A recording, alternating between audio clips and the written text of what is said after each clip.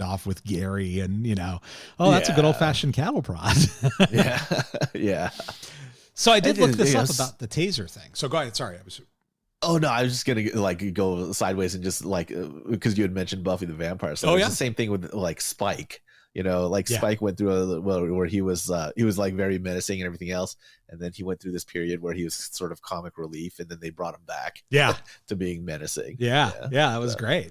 And it's great. It's great to see Wynn sort of back in his element. And Mikey's like, I think that sounds like some soft ass nonsense. Yeah, exactly. I want to see Mikey do his MMA, because he does MMA, right? He has to. So he listens to Joe Rogan a lot, I think. That's right. So I looked up this taser thing because I was curious about that. I'm like, well, wait a minute. What do you mean they put a ID tag on the taser cartridge? Like, okay, great. So take the cartridge with you. Don't leave it behind, and you don't have a problem.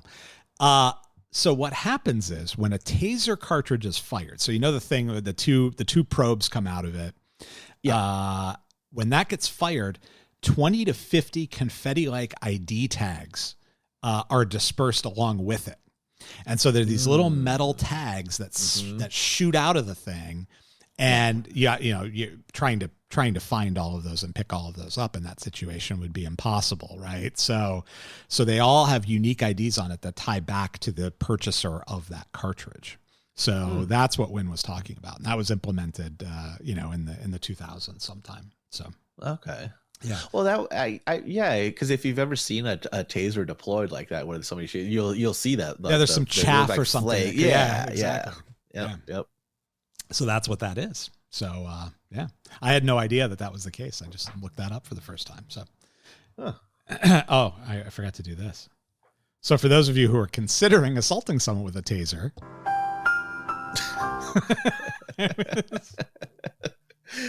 Hence the cattle prod. Exactly. Get yourself a cattle prod instead. It's kind of why, I guess it's kind of why the, what's his name in No Country for Old Men? Oh yeah. Anton Chigurh. That's his name. Yeah. That's why he used the cattle, the cattle execution device instead of a gun. Yeah. With the air tank. Call it friendo. All right. So Boyd's back at the trough attempting to get Zachariah. He offers him 10 grand, transfers it to his account, and so he agrees to help him out. And as they're traipsing through the woods to this mine shaft, he's like, I don't know about you Crowders. I don't want to get in trouble with the law or anything. Like, all we're going to do is break into this mine shaft for no reason. I'm sure it's not anything illegal that we're doing. And they attempt to break into the mine shaft, and there's a methane buildup, and narrowly avoiding calamity, they manage to get the top open via an explosion. Poor Carl's brother, Earl, ends up half deafened by the blast, but everybody seems okay. Can I say that like that whole explosion, the way it looks so TV, like 80s TV stuntman thing, like it did not look great. It's probably about up there with that fake alligator back from season 5, like effect. Yeah. Yeah. It's not great. That effect, that explosion effect is not great. Yeah. And you got to figure at least somebody would have gotten their head taken off by the lid of that cover, right? I mean, because that thing blowing off, that's like being fired out of a cannon. Yeah.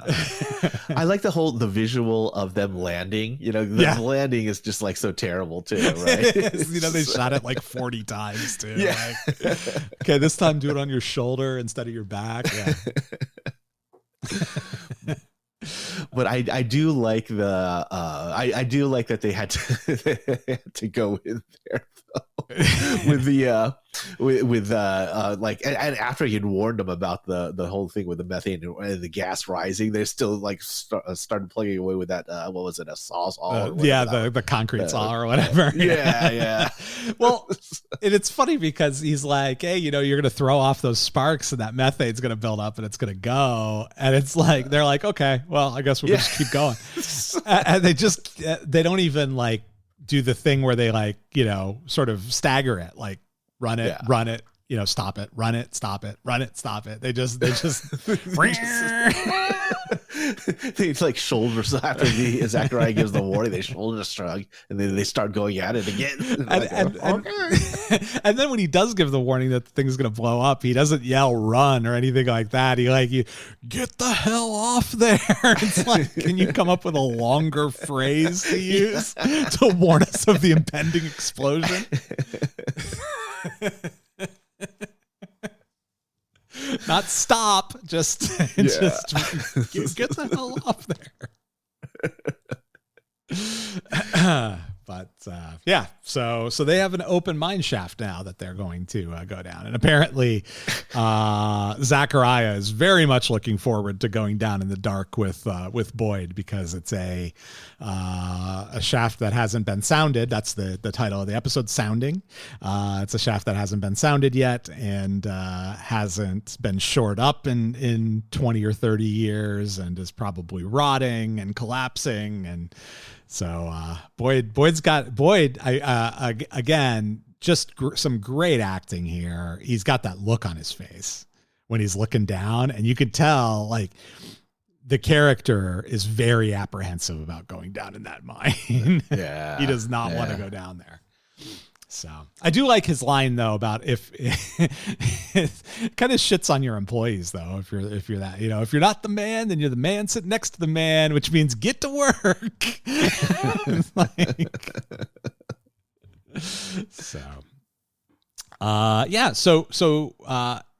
that's all happening. Ava has told Errol the cache is buried. They need to stop at Mike's Hardware to buy a shovel. And, you know, Ava's got like multiple plans here. She tries to go to the bathroom and he doesn't let her do that. She tries to grab the shovel and was maybe going to hit him with it. He doesn't let her do that. I mean, he's got all of the Ava playbook moves already kind of anticipated. And, but what he doesn't know is that Raylan has called Bob, and Bob has been sent in to distract Errol while Raylan attempts to escort Ava out the back. And, you know, the way Raylan knew that Bob would distract Errol is via taser. Yeah. And, Errol gets a little aggressive with Bob, so Bob tases him. And, while he's down, Raylan grabs Ava and takes her out the back.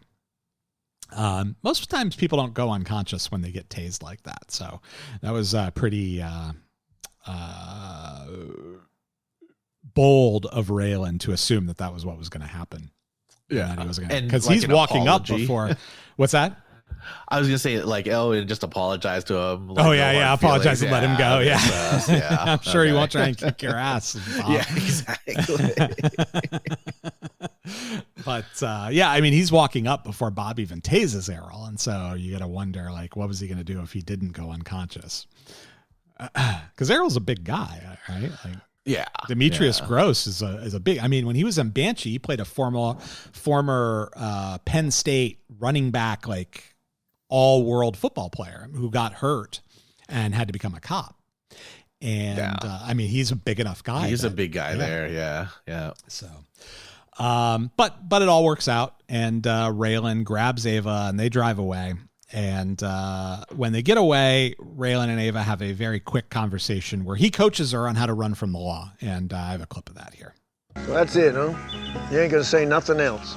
I just told you 3 times, everywhere I went, who I talked to. What else do you want? I want to know what was going through your goddamn brain. I want to know what you were thinking this morning when you took off. I don't know, I wasn't. Did you even plan? Where were you gonna stay tonight and the night after? You got cash? How much? Where'd you get it? You know it's got to be cash and only cash, right? And what about an ID? You got a new ID? That's the only way to get off the grid. No, I don't. I didn't think. I didn't plan. I just ran. God damn it, Raylan. You ought to be thanking me.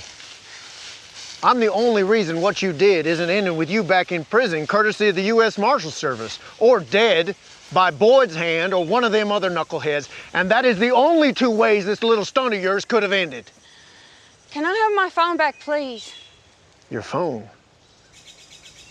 Did you even hear a goddamn word I just said? Yes. I'm trying to keep you alive, and you're running around trying to burn the both of us and this case. Are you done? Or would you like to yell at me some more?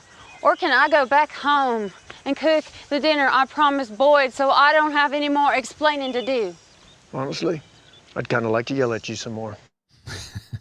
I'd kind of like to yell at you some more. Yeah. So he tells her, you got to have cash. You got to have a new ID. You're not going to get away. You can't do it on a half-baked basis. Come on. You got to plan this, Ava. What are you thinking? So we'll see if that advice comes to be useful at any point in the future. It might. It might. It might. And then meanwhile, we've got Choo Choo and Seabass, and they go to visit Calhoun. And so they want to interrogate him about the properties. And they're right to think, hey, look, this is the guy who should be able to know who's interfering in our business, right? Because he's the only other one who knows what properties we were going after. What they don't know at this point is that both Boyd and Raylan have been clued into what properties to go after thanks to the safety deposit box data that they received. And so Boyd knows what properties they're trying to acquire. Raylan knows what properties they're trying to acquire. And they're both interfering as much as they possibly can in those plans. And so they go to visit Calhoun thinking that he's going to be able to shed some light on this whole situation. And the problem is that Calhoun couldn't possibly know who is interfering, which one of them is actually responsible. He would only know that both of them are responsible. And so they interrogate Calhoun a little bit. And I also have a clip of that. We get to hear a little bit about the Seabass and Choo Choo's service in Guantanamo. Mundo, I was just thinking about that little SERE exercise in Guantanamo. You remember that? No. You know what that is? SERE? Survival, evasion, resistance, and escape. That's right.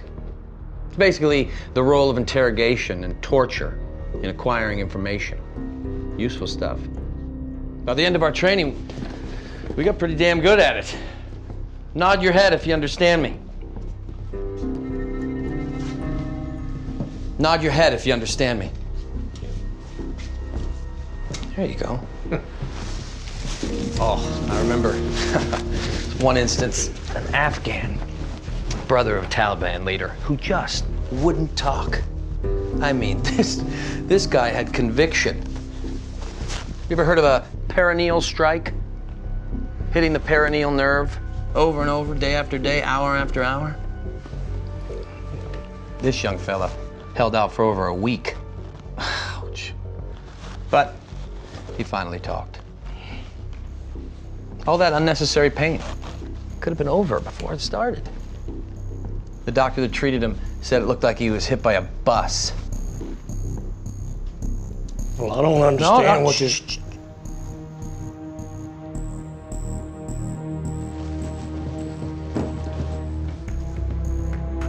See, you're the only other person who knew which properties we wanted. And now, it's out there. Who's doing it, and how do they know? Who's doing it, and how do they know? Who and how, Calhoun? I honestly don't know.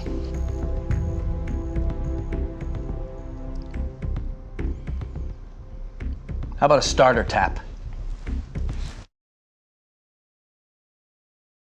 Whoops, I left my mic on mute there. Yeah, so Choo Choo gives Calhoun his version of a starter tap, which kills him in one punch. And fractures his skull, and he's bleeding out of his ears and dead on the floor. And Seabass can't believe it. And he says, "What are you doing? I told you to give him a starter tap." And he says, "You want what is it? You want to hit him like a girl? You do it." You asked me to do it. He gets Amtrak'd, is what he says. Just completely missing the point. Yeah. So Calhoun's dead. R.I.P. Calhoun Schreier, real estate agent, and they don't have any information on what happened. They also have a problem.